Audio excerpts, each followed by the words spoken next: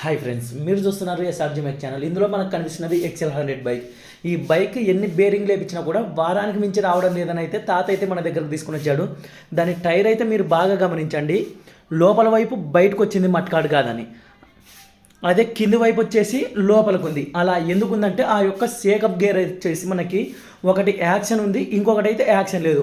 అందుకని అది సైడ్గా క్రాస్గా ఉంది. అలా ఉండడం వల్ల రన్నింగ్లో వచ్చేసి బరువు వేసిన వెంటనే బేరింగ్లు అనేది వారానికి మించి అయితే రావడం లేదంట. మన దగ్గరకు తీసుకొని వస్తే దీనికి సేకప్ జర్సీ అయితే పోయాయి, కొత్తవి అయితే వేసుకోవాలి, నీకు అటువంటి ప్రాబ్లం అయితే ఉండదు తాత అని కొత్తవి అయితే తీసుకొని వచ్చాం. 1600 రూపాయలు అయితే చెప్పారు, ఫైనల్గా అయితే 1500 అయితే ఇచ్చారు. అలాగే 2 టైర్ బేరింగ్లు కూడా మార్చిన తర్వాత ఇప్పుడైతే మీరు గమనించండి, హైట్ కూడా కొంచెం సరిపోయింది. అలాగే ఎటువంటి క్రాస్ లేదు, లెవెల్గా ఉంది. మనకి టైర్ ఒక సైడ్ అరుగుతూ ఉందన్న, వెనక సైడ్ ఊపుతూ ఉందన్న, సేకప్ జెర్స్ పోయినా కూడా ఈ ప్రాబ్లం అయితే ఉంటుంది. ఈ తాత లగేజ్ ఎక్కువ వేయడం వల్ల ఈ ప్రాబ్లం అయితే వచ్చింది. మనమైతే క్లియర్ చేసి పంపించడం అయితే జరిగింది.